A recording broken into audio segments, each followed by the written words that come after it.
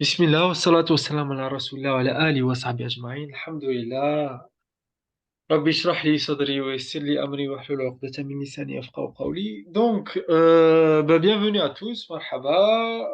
On va continuer sur notre épopée avec Surat al-Fath, la Surat de la libération, la Surat de l'ouverture, et pour réellement comprendre cette notion de la réelle libération qui mène à la réelle liberté qui est finalement une liberté intérieure, cet espace intérieur qui s'ouvre en nous et qui nous permet de voir les horizons aussi loin que puisse voir l'œil interne d'un être humain. Et c'est pour ça cette sourate-là est très très importante parce qu'on comprend que effectivement une libération extérieure n'est qu'une conséquence de réellement des personnes qui sont engagées dans cette voie-là de la libération intérieure. D'accord? Et Surat al-Fath, donc on a vu les trois premières ayats et notamment la une traduction méditative de ce que pouvait influencer, enfin comment ces trois ayats pouvaient nous influencer positivement. Et on avait vu effectivement que dans le Coran, la structure symétrique du Coran fait que le thème d'une sourate, le premier thème d'une sourate est symétrique avec le dernier thème de la sourate, le deuxième avec l'avant-dernier, le troisième avec avant-dernier, etc. Enfin, c'est une structure en miroir comme ça. Donc, il y a généralement un centre ou pas, selon les analyses, mais en tout cas, il faut garder en tête cet enseignement-là pour vraiment comprendre que la thématique, la première thématique d'une sourate là, bah, elle est complétée par le dernier thème de la même sourate. Et on avait vu en fait que effectivement la dernière ayat de la sourate al-Fath parlait effectivement du cheminement avec un envoyé de Dieu, avec une personne qui veut s'engager dans la voie de Dieu, avec une personne qui veut justement atteindre la maturité spirituelle et la croissance spirituelle nécessaire. Et cette sourate-là, effectivement, elle décrit que le chemin des compagnons du prophète sallallahu alayhi wa sallam, mais également ceux qui vont être engagés dans la voie après lui, de deux manières. Donc l'analogie qui est donnée dans la Torah et l'analogie qui est donnée dans l'Évangile. Donc la Aya, elle dit, et dans l'Évangile, l'analogie les concernant est celle d'une semence qui pousse, alors elle se renforce, s'épaissit, puis se tient en équilibre sur sa tige, elle émerveille les semeurs, tandis qu'elle exaspère les dénégateurs. Donc c'est réellement là la libération, comme on disait, c'est que ta graine en toi puisse s'ouvrir et puisse libérer son potentiel de vie. D'accord? C'est comme ça qu'on arrive à être libre. Et je suis tombé sur un très bel enseignement d'un permaculteur philosophe japonais, donc Masanobu Fukuoka, et qui disait en fait que le but ultime de l'agriculture n'est pas de faire pousser des récoltes, mais la culture et l'accomplissement des êtres. D'accord? Donc je répète, le but ultime de l'agriculture n'est pas de faire pousser des récoltes, mais la culture et l'accomplissement des êtres. Et c'est vraiment un écho de ce qui est dit dans la Haïa, parce que le chemin avec l'envoyé de Dieu, le chemin avec un homme de Dieu, de manière générale, est effectivement une culture que tu fais pousser en toi, une culture qu'on fait pousser également autour de nous, une culture saine qui émerge autour de nous. C'est réellement ça l'accomplissement des êtres, c'est accomplir ta mission sur Terre qui n'est autre que d'être au service de l'autre. D'accord? Lorsque tu es au service de l'autre, celui qui est manifeste, ben, tu es en réalité au service de l'autre, celui qui n'est pas manifeste devant toi.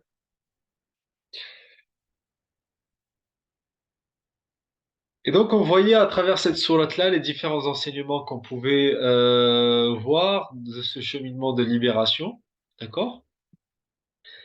Et on s'était arrêté effectivement à la au début des négociations entre le prophète sallallahu alayhi wa sallam et les Qurayshites, d'accord? Et effectivement, cette réalité que le prophète sallallahu alayhi wa sallam, justement, avait demandé à son disciple Ali d'effacer, donc qui est Muhammadur Rasulullah, d'effacer le Rasulullah, et voilà, pour respecter la volonté du négociateur en face.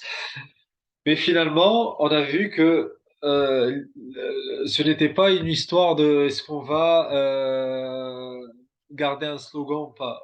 Tant que la réalité elle est au service du message, bah, peu importe le slogan en fait, d'accord? On s'arrête pas au slogan parce que et même on avait vu que la aya elle-même en fait elle venait la dernière aya de Surat Al-Fath, elle venait inscrire jusqu'à l'éternité que Muhammadur Rasulullah, d'accord? Donc c'est pas question que moi je l'accepte ou je l'accepte pas, la réalité en tant que telle est une réalité qui me dépasse, qui te dépasse et qui dépasse tout slogan en fait, d'accord?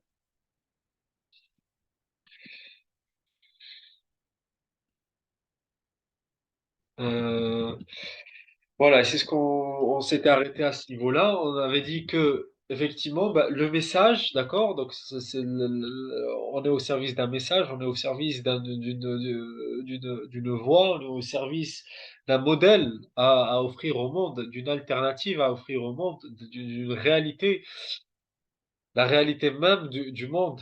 D'accord? Pourquoi, le pourquoi du monde, et c'est là où réside le message. Donc, c'est ce qu'on dit ici. Donc, le message est vivant, il le restera jusqu'au jour dernier. Celui qui voudra effacer cette réalité n'a pas encore la maturité spirituelle d'un arbre bien enraciné dans la terre de conscience. La réalité de la religion ne peut se goûter que par une réelle connexion au prophète sallallahu alayhi wa sallam. Comme l'eau ne craint jamais le feu, il faut devenir toi-même une goutte pour ne pas craindre le feu. La réalité de la lumière prophétique est le but de la création des cieux et de la terre. Donc là, on avait vu que c'était un très beau hadith Qudsi, qui se trouve d'ailleurs dans le musée de Topkapi à Istanbul, enfin, écrit un peu partout, et qui dit Laoulak ma khalaqtul aflak. Donc si ce n'était toi, je n'aurais pas créé les horizons célestes. Donc en parlant au prophète sallallahu alayhi wa sallam. Donc la réalité de la lumière prophétique est le but de la création des cieux et de la terre. Pour cheminer, il faut connaître cette lumière en toi qui sera capable de reconnaître le chemin. Il faut reconnaître la lumière en toi qui sera capable de reconnaître le chemin et discerner la guidée. D'accord? C'est le Nour qui donne le Furqan. Le Nour, il donne le Furqan. Donc la lumière qui donne la capacité de discerner la guidée. Celui qui n'a pas goûté à ces réalités ne peut avoir la conviction profonde qui se stabilisera lorsque les perturbations du contexte secouent les cœurs. D'accord? Donc la vie est faite de perturbations euh, quasi constantes. La vie est même une perturbation en elle-même, hein. C'est un mouvement, la vie en elle-même. C'est des fluctuations. Mais il s'agit d'avoir une stabilité du cœur qui va toujours nous garder et nous maintenir dans la terre de conscience. Donc le prophète sallallahu alayhi wa sallam a lui-même, du coup, décidé d'effacer le titre de Rasulullah, qui n'a pas encore été compris par le négociateur, afin de pouvoir faire parvenir la lumière au reste de l'humanité qui sombre dans les ténèbres. D'accord? Donc on est au service d'un message pour l'humanité, en fait. C'est pas une histoire de s'arrêter à une chose plutôt qu'une autre. Le négociateur, donc Souhail, a cherché à imposer des règles qui seraient favorables aux Mécois pour créer l'illusion que les Mécois maîtrisent encore la situation. Donc on avait dit que vraiment cette jahiliya, en fait, c'était de toujours donner l'image de soi que on est les maîtres, on est ceux qui maîtrisent, on est ceux qui dictent ce qui doit être dicté. D'accord? Le prophète sallallahu alayhi wa sallam, lui qui connaît la faiblesse de l'âme humaine, lui a accordé les conditions qu'il voulait. D'accord? Il voit que finalement cette volonté de maîtrise n'est qu'une faiblesse de l'âme humaine en fait. Le but étant de trouver une entente sur une période de trêve pour communiquer le message aux tribus et aux peuples du monde. Parce que suite à ce traité-là, le prophète sallallahu alayhi wa sallam va envoyer vraiment des lettres aux, aux gouverneurs du monde entier, en fait. Chacun va recevoir une lettre pour reconnaître cette réalité de ce message. Donc ces conditions, du coup, les conditions de ce traité, de ce pacte, donc avec les Mécois, stipulaient que tout musulman de la Mecque qui voulait rejoindre Médine, cela lui serait interdit. Or, tout musulman voulant renier sa religion et rejoindre les Mécois, cela lui serait accordé. D'accord? Donc ça va que dans un seul sens.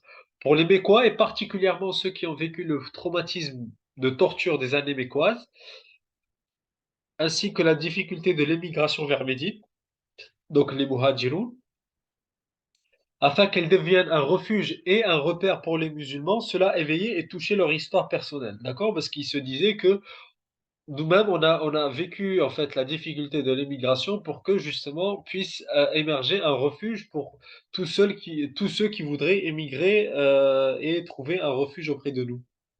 D'accord? Et là, on revient en fait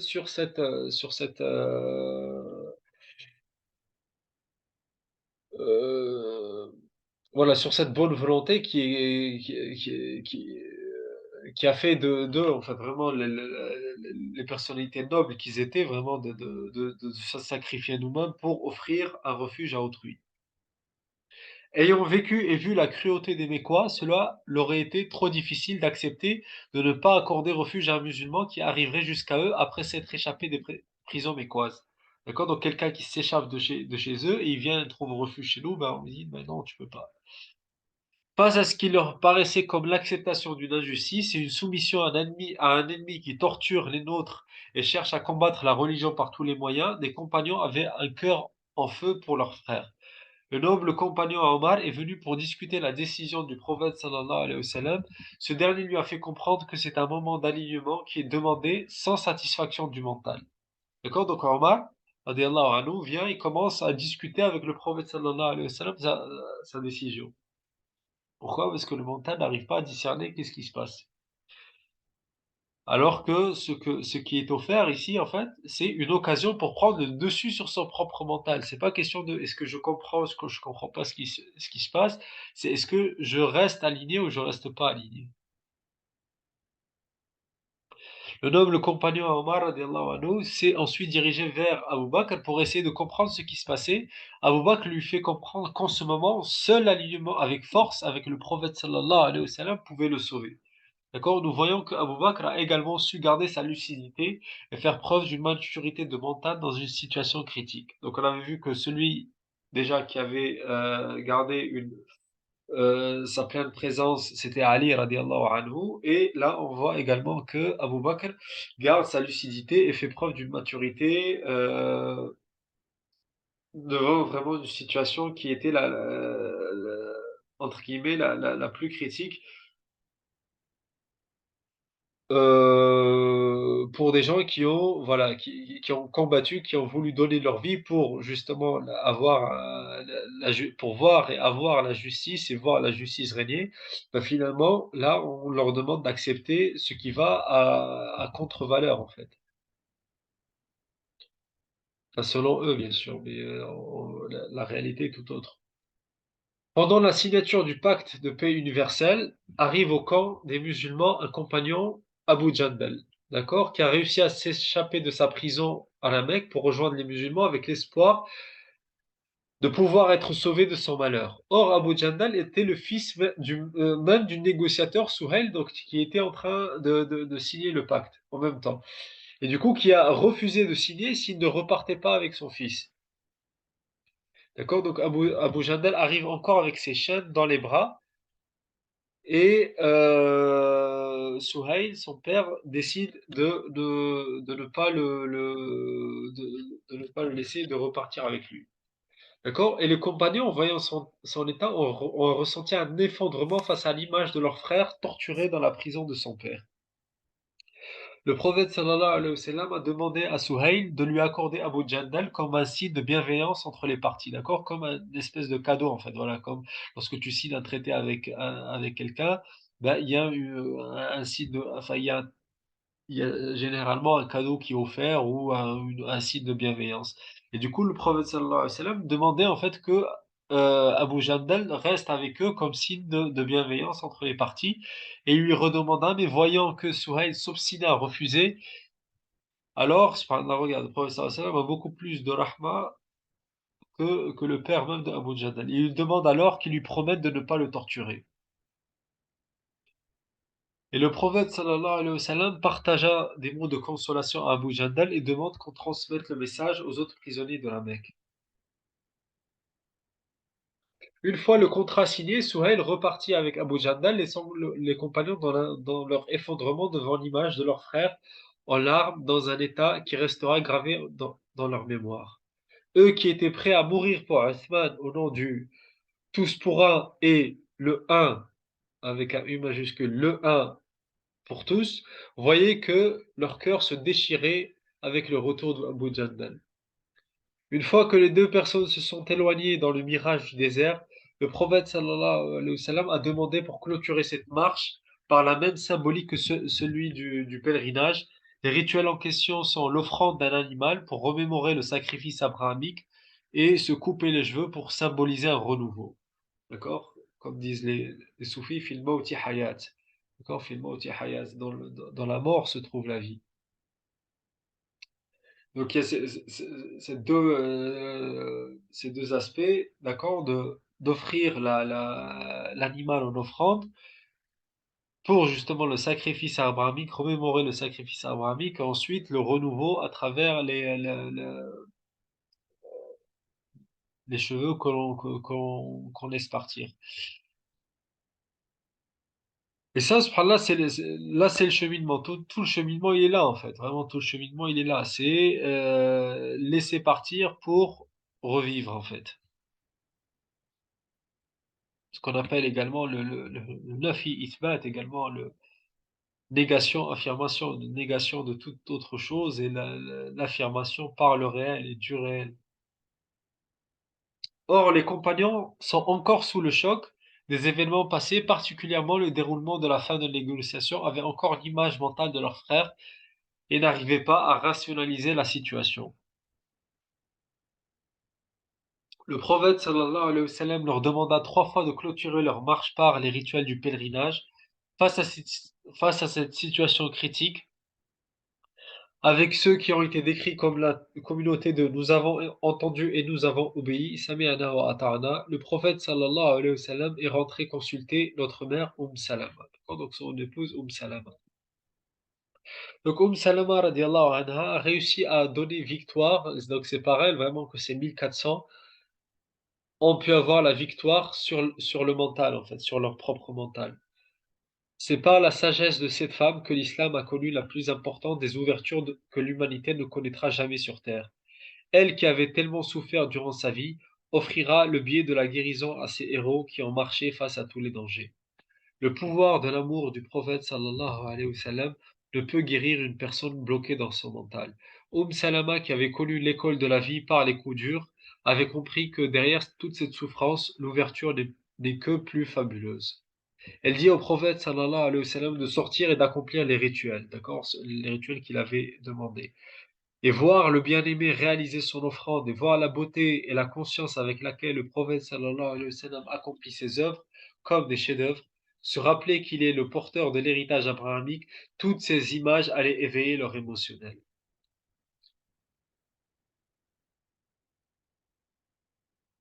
D'accord? C'est par justement une image qu'on peut effacer une autre image et recréer en fait vraiment réveiller l'émotionnel, réveiller les sentiments, réveiller l'amour qui est toujours là finalement, l'amour qui est toujours là malgré l'incompréhension. Et là, subhanallah, c'était avec vous que j'ai parlé, je sais pas si c'était avec vous que j'ai parlé du livre Le Testament de l'abbé Pierre. Effectivement, il parlait effectivement des fois lorsqu'il se trouve dans des situations face à la misère du monde en fait. Et cette incompréhension face à la misère finalement, mais que l'amour est toujours là malgré l'incompréhension face à la misère. Et c'est comme je disais en fait, tout le cheminement il est là en fait. Et ben, subhanallah, je le dis ici même, le but de tout pèlerinage est de se dépasser soi-même pour symboliser le but de tout pèlerinage est de se dépasser soi-même. Et on rentre dans Dhul Hijjah, donc qu'Allah nous permette, Inch'Allah. Pour symboliser la fin de ce périple, le même rituel a été demandé. En voyant le bien-aimé les accomplir, les amoureux se sont mis eux-mêmes à les accomplir. En réalité, le pouvoir de l'amour est énormément sous-estimé. Les ouvertures que l'amour permet sont les plus grands miracles. Un émotionnel traumatisé, blessé, abusé face aux injustices, privé de ses droits fondamentaux, ne peut que nourrir un mental défectueux. Subhanallah, et là, c'est l'être humain moderne aussi. Si vraiment je dois donner une définition de l'être humain moderne, qu'Allah nous préserve et nous protège, c'est vraiment ça en fait. Un émotionnel traumatisé, blessé, abusé face aux injustices, privé de ses droits fondamentaux, ne peut que nourrir un mental défectueux. Ce que j'appelle les droits fondamentaux, c'est pas les droits entre guillemets civiques, mais vraiment le droit d'être aimé, le droit d'aimer et d'être aimé. Or, un émotionnel aimant et aimé rationalise les immenses dons du bien-aimé et recherche l'alignement en tout temps. Comment guérir un émotionnel blessé? Par le pouvoir de l'amour. Le rationnel comprendra alors que les épreuves ont en réalité chauffé le cœur pour le nettoyer et protéger la douceur qui réside au fond des cœurs. Cette douceur par laquelle on est prêt à aller plonger dans le désert afin d'écouter sa voix. Trouver la guérison au blocage du mental ne se fait pas par l'argumentation, mais par un amour en tout temps et une rationalisation par la parole sacrée sur les situations. Donc, cependant, vraiment, la parole sacrée du Coran, c'est vraiment ça son rôle principal, en fait. C'est de nous donner une rationalisation en tout temps et face à toute situation. Pourquoi? Parce que le mental, lui, il se disperse, en fait. Il se disperse et effectivement, face à une dispersion du mental, ben, l'émotionnel ne peut pas s'engager, ne peut pas être engagé, en fait.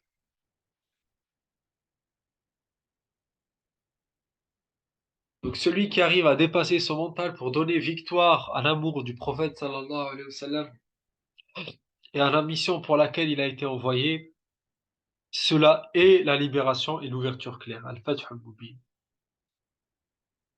D'accord? C'est vraiment ça, subhanallah. La ilaha illallah. Arriver à dépasser son mental. Enfin, c'est des mots, mais c'est vraiment des mots très, très lourds et très pesants, en fait. Arriver à dépasser ce mental pour donner victoire à l'amour du prophète sallallahu alayhi wa sallam et à la mission pour laquelle il a été envoyé. Ça, c'est le Fath al-Mubin. Inna fatahna laka fathan mubina. Là, on y arrive. Cela est la libération et l'ouverture claire. La libération permet un don de soi réel, sans blocage du mental, un rationnel reconnaissant et un émotionnel engagé. Sur le chemin du retour, le noble compagnon Omar radiallahu anhu a ressenti l'énorme poids de sa réaction. En tant que disciple sur la voie, il cherche à s'excuser auprès de son guide spirituel. Après deux tentatives d'approche sans réponse du prophète sallallahu alayhi wa sallam, il préférerait la mort à cette situation. Après ces tentatives d'approche sans réponse, c'est le prophète sallallahu alayhi wa sallam qui l'appelle et l'accueille avec un visage plus radieux que le soleil. Il venait de recevoir la révélation de Surat al-Fath et il la récita entièrement à Omar radiallahu anhu. Après sa surprise quant au fait que ça soit une libération, le compagnon Omar a retrouvé sa sérénité, voir le prophète sallallahu alayhi wa sallam, voir le visage du prophète sallallahu alayhi wa sallam aussi lumineux a dissipé le poids porté sur le cœur. Voilà, l'amour est toujours là, l'amour est le guérisseur. Le noble compagnon Omar radiallahu anhu disait qu'il utilisait cet événement comme un tremplin pour ses prières de nuit. Derrière chaque tempête subsiste une belle opportunité d'enracinement et de développement. Nous pouvons comprendre que le prophète sallallahu alayhi wa sallam lui enseignait que la vraie libération n'est pas celle d'un sanctuaire, mais celle des cœurs.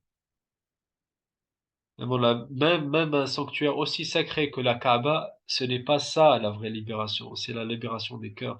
D'ailleurs, Surat al-Fath le reprend.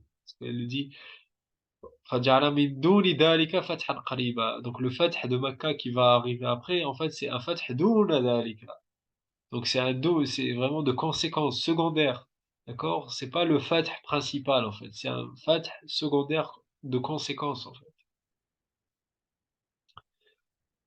Un sanctuaire sacré est là pour rappeler au cœur sacré que le chemin vers le spirituel est un chemin sur les pas d'un héritage prophétique.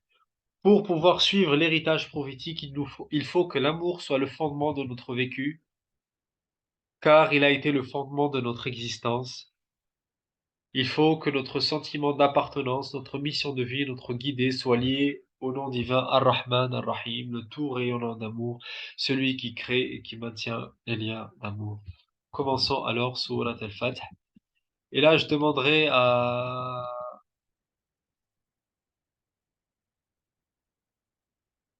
Ah, tiens, je vais même leur demander à tous les deux. Sidi Ibrahim et Sidi Hassanou, vous allez nous faire, Inch'Allah, l'exercice de méditation sur Surat Al-Fath. En fait, juste j'explique du coup pour les personnes qui n'ont pas forcément eu l'occasion de faire le cours sur la aya avec moi. Donc, qu'est-ce que c'est une aya? En gros, la aya, elle vient de la racine linguistique arabe awaya, d'accord? Et voilà, c'est une racine qui va nous donner grosso modo trois idées, celle de la conscience, reconnaissance et croissance. Et à travers ça, ben, ce qu'on propose humblement, c'est que chaque ayah du Coran, en fait, elle soit méditée à travers ce schéma-là de conscience, reconnaissance et croissance. La conscience, c'est de se rendre présent que Dieu, dans son amour infini, nous transmet ses ayats et je comprends que, et là on exprime ce que la ayah vient influencer dans notre cœur, vient nous insuffler comme inspiration. Ensuite, à travers cette compréhension qui vient, cette influence qui vient, cette inspiration qui vient, ben, on transforme cette prise de conscience en une reconnaissance. Donc, j'accepte et je m'engage à ou deux, ou j'accepte deux ou je m'engage à. Ensuite, la croissance qui se fait généralement, enfin, qui se fait nécessairement dans une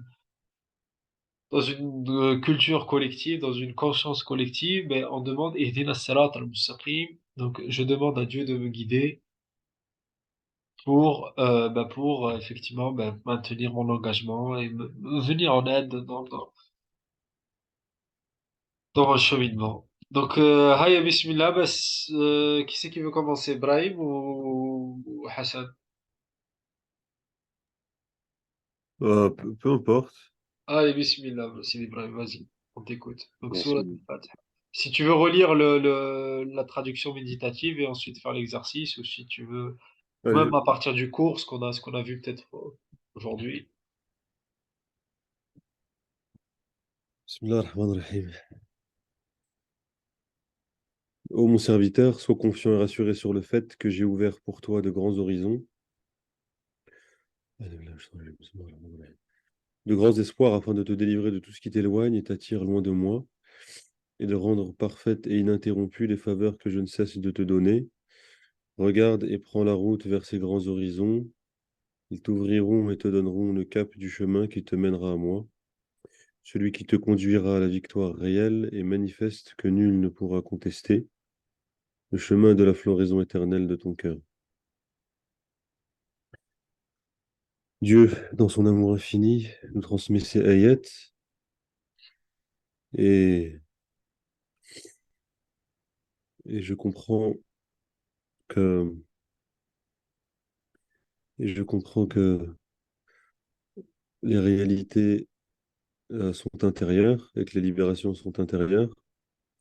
Je comprends aussi que son message est intemporel et et que cette libération est offerte à toutes les époques et à tous les langages et à tous les contextes. Je comprends aussi que euh, nous sommes invités à vivre ces libérations et cette libération exprimée à travers l'histoire de Mohammed sallallahu alayhi wa sallam. Je m'engage et que j'accepte, je m'engage et j'accepte de reconnaître la vérité intemporelle de ce message et sa disponibilité. Je m'engage à me rendre disponible pour les ouvertures réelles, les vraies ouvertures, les ouvertures intérieures. Et je demande à Dieu de me guider contre tous les mensonges des images et tous les mensonges des illusions du monde des images. Et, et de toujours voir, de ne toujours voir que le symbole du message qu'il veut me transmettre. Et je demande à Dieu de me guider contre l'oubli et contre la perte de conscience de ces réalités-là. Et à vous. Amin. Amin. Ok, voilà ce que j'ai trouvé sur le web pour The Serial. Inch'Allah. Même Siri s'y est mis là. Amin, amin. Barakallahu fik. Barakallahu fik. Très très belle méditation. Alhamdulillah. Euh, Très riche aussi. Aya bismillah Sidi Hassanou. Si tu veux nous partager aussi quelque chose de ton côté. Bismillahirrahmanirrahim. Dieu, dans son amour infini, nous transmet ses ayats. Je comprends que, je comprends qu'il est présent, je comprends qu'il est proche de son serviteur et aimant, et qu'il ouvre des portes et des opportunités, et qu'il permet des opportunités ambitieuses à tout instant et à tout moment.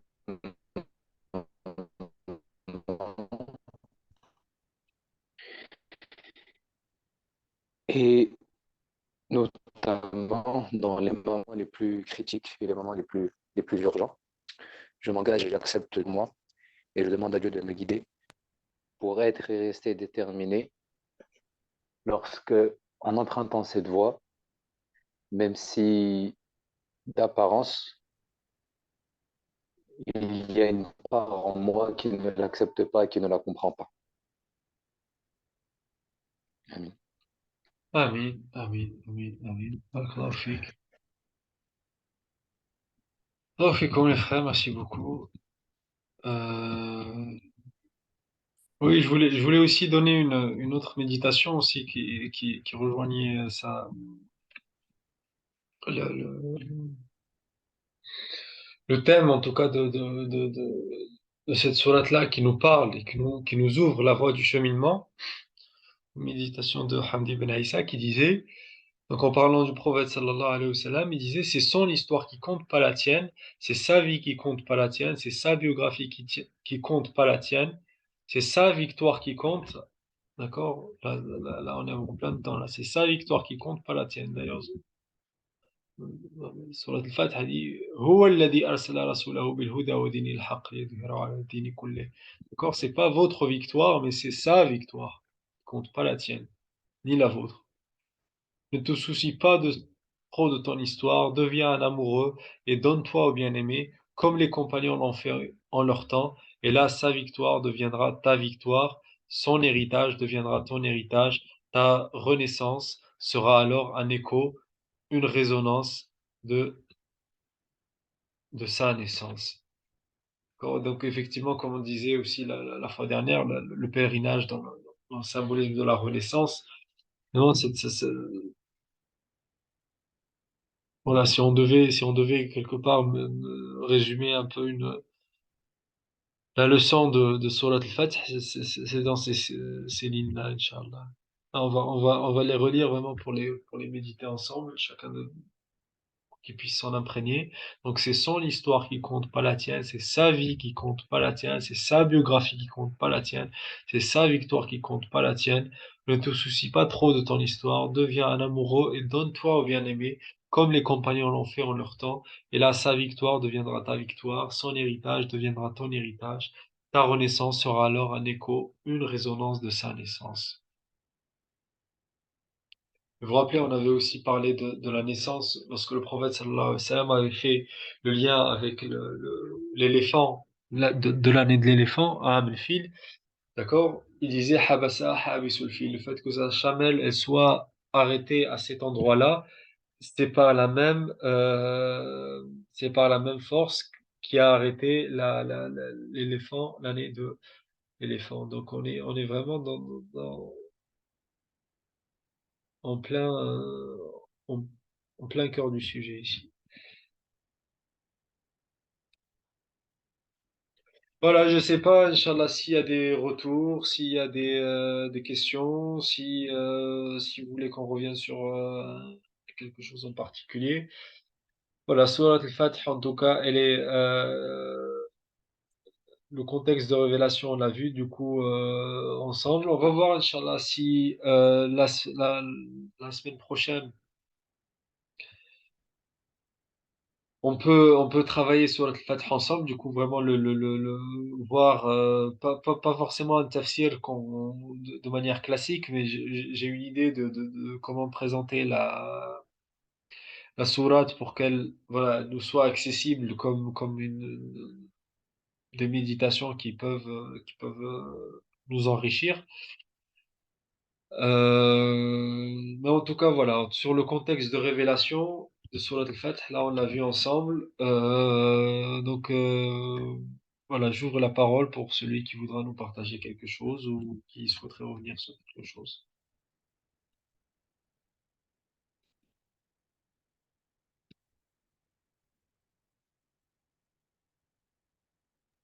Salam alaikum. Wa alaykoum salam, Nelson Man.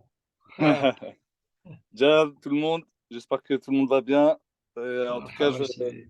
j'apprécie énormément la démarche et ce qui est fait autour de cette sourate. Je pense que ça mériterait même d'être travaillé pour pourquoi pas le conserver à travers un livre ou en tout cas un support, quoi, parce que c'est une approche qui peut vraiment donner de la force, aider à sortir du mental. Et donc, du coup, moi, ouais, je voudrais que tu reviennes un peu sur comment tu as formulé exactement par rapport à la guérison enfin, pour sortir pour libérer vraiment le cœur, il faut sortir du mental par l'amour. Comment tu comment tu le formules exactement, Jade, déjà? Oui, exactement. Donc, ici, donc, trouver la guérison au blocage du mental ne se fait pas par l'argumentation, déjà. Ça, c'est quelque chose qu'il faut comprendre, en fait. C'est que argumenter face au mental, en fait, je m'y connais pas trop en neurosciences, mais vraiment, le mental, en fait, il est binaire, en fait. C'est-à-dire que si tu vas dans une argumentation pure et simple avec ton mental, ben, il trouvera toujours une réponse, en fait. Ça me rappelle et même pour des gens qui sont extrêmement talentueux, tu vois, par exemple, ça me rappelle justement sur le thème du tafsir, Fakhruddin Razi, tu sais, un grand savant de l'islam qui a écrit voilà, son tafsir qui est de référence, etc. Et subhanallah, il est dit que lorsque il vient au moment voilà, son moment de départ, bah, il n'arrive pas en fait à se maintenir dans la foi en fait, subhanallah. Pourquoi? Parce que son mental, à chaque fois, il le réargumente par un argument autre, tu vois. Ce qu'il avait construit en fait durant sa vie, sa foi à partir d'argumentation, d'accord, que Dieu existe, donc voilà pourquoi, voilà pourquoi, etc., tu vois, en détaillant chaque détail, etc. Mais au moment de vérité, subhanallah, voilà, ben, finalement, c'est le mental qui prend le dessus, parce que le mental retrouve une réponse à chaque argument qu'il avait construit dans sa vie. Et subhanallah, du coup, il demande, enfin, il demande conseil à un maître spirituel, en fait, qu'il connaissait. et il lui a conseillé en fait d'accepter la foi sans argumentation déjà. Tu vois, subhanallah, il lui dit accepte sans argumenter, tu vois. Ah non, non. Subhanallah, donc c'est quelque chose, hein, et en plus c'est pas n'importe qui, hein, c'est Fakhruddin Razi, hein, je pense que tu dois connaître un peu, mais voilà, donc déjà il Oui, faut dépasser. exactement. Ça en dit long en fait. Il y a eu, je pense qu'il y a pas mal de personnes qui ont été en difficulté au moment du dernier souffle. Et justement, c'est vraiment jusqu'au dernier moment et qu'il faut vraiment faut arriver à dépasser je sais pas si c'est l'intellect, enfin en tout cas voilà, tout ce qui est autour du mental parce que ça peut générer vraiment le Exactement, trouble. exactement. Et ça, comment, bah, l'assurance entre guillemets qu'il y a, bah, c'est l'amour en fait, d'accord? Celui qui a développé l'amour en fait, et là tu le vois, tu vois, par exemple, les compagnons, pourquoi, juste avant leur mort, pourquoi ils étaient contents? Il y en a pas un qui disait ah parce que bah, dans ma vie j'ai fait plein de trucs ou non, tout le monde disait en fait parce que tu vois par exemple tu as Bilal bah et qui disait tu vois demain je vais trouver Mohammed et les bien-aimés, tu as des gens comme Muad ibn Jabal également, tu vois, qui a eu même des gens comme Abu Huraira, tu vois, quand tu vois vraiment à la fin de leur vie, il n'y a aucun qui a dit oui, ben moi j'ai transmis la science, moi j'ai fait, c'est tous vraiment des paroles d'amour en fait qui vont ressurgir en fait, d'accord?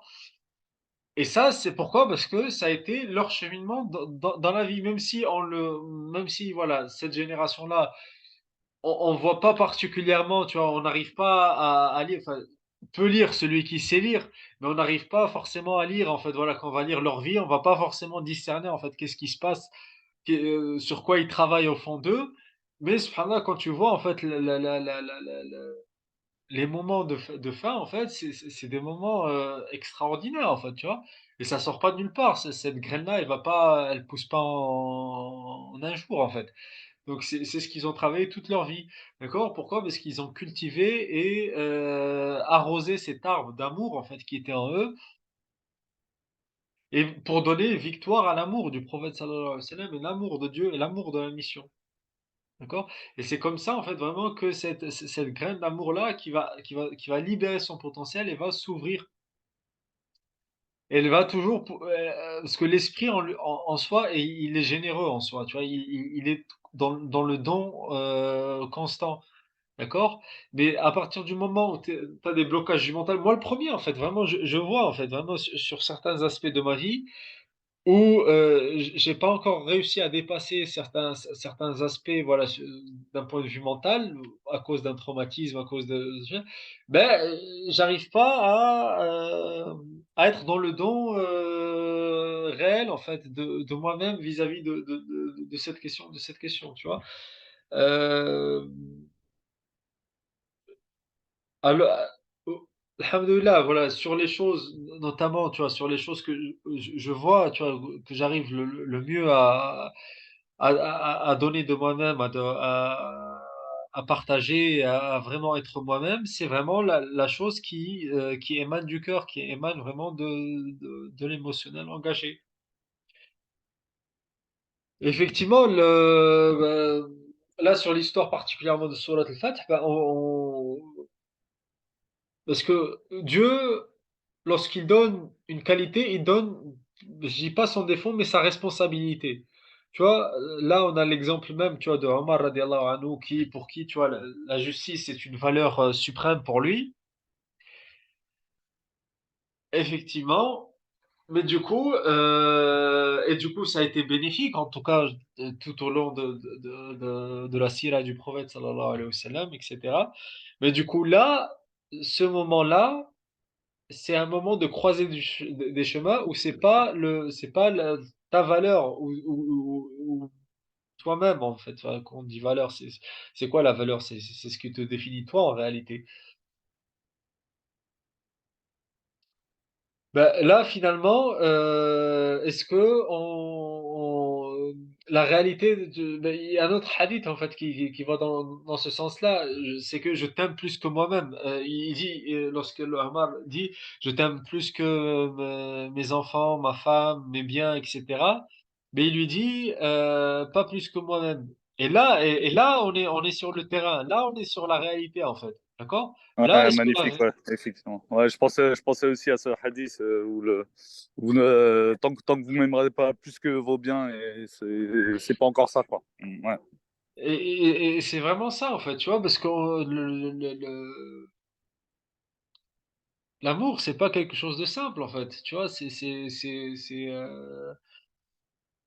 effectivement en fait bah, te renier toi-même, renier quelque chose qui te paraît positif, tu vois, et subhanallah, Ah, c'est incroyable, ouais, c'est fou. Ouais, non, c'est le travail d'une vie. c'est le travail d'une vie et c'est le travail de la vie en fait. C'est le travail de la vie enfin, tous les jours en fait, vraiment tous les jours. Hein. C'est pas quand tu t'engages dans une mission, quand tu t'engages dans une mission, quand tu t'engages dans un chemin vers Dieu, quand tu estimes que voilà tu donnes ta vie pour Dieu. Subhanallah, au départ, voilà, voilà, subhanallah, il y a l'engouement, il y a la baraka, il y a voilà, l'esprit qui t'emporte, etc. Mais le cheminement, en fait, tu vois, c'est ça, c'est ça. Et en tout cas, voilà, arriver à aimer et le pouvoir de l'amour, libérer le pouvoir de l'amour, parce que comme je dis ici aussi, le pouvoir de l'amour est énormément sous-estimé, alors que les ouvertures que l'amour permet sont les plus grands miracles en réalité. D'accord? C'est ça en fait, la réalité qui se transmet finalement de génération en génération. Ce miracle qui se transmet de génération en génération, c'est vraiment le fait de pouvoir aimer, mais vraiment le vrai amour en fait. D'accord? C'est pour ça, par exemple, lorsque les soufis, on voit que voilà, ils accordent un grand amour à leur chair, c'est parce que c'est un héritage, en fait. C'est vraiment ça, l'héritage du prophète sallallahu alayhi wa sallam. C'est lorsque tu aimes ton enseignant, tu aimes pas ton enseignant parce que c'est ton enseignant, non, parce que tu aimes ton enseignant, parce que tu aimes le prophète sallallahu alayhi wa sallam, en fait. D'accord? Tu aimes celui qui t'a fait aimer le prophète sallallahu alayhi wa sallam.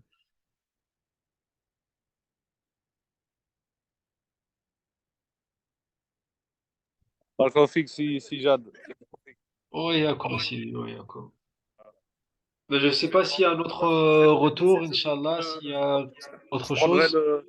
je reprendrai le replay s'il y a d'autres questions. Mais en tout cas, c'est une très belle initiative, c'est bien.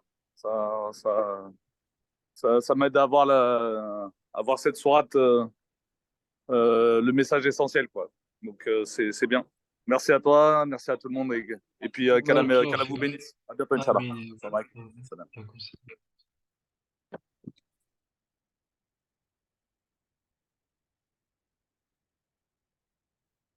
Je sais pas du coup s'il y a quelqu'un d'autre qui veut nous partager autre chose, Inch'Allah.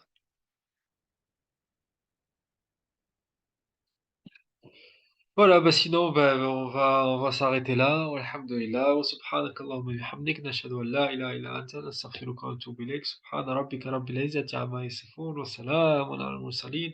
Walhamdulillahi rabbil alamin. Allez, salam alaikum à tous. عليكم السلام ورحمة الله. جميل، يلا. بارك الله فيك. السلام عليكم. وعليكم السلام طبعا.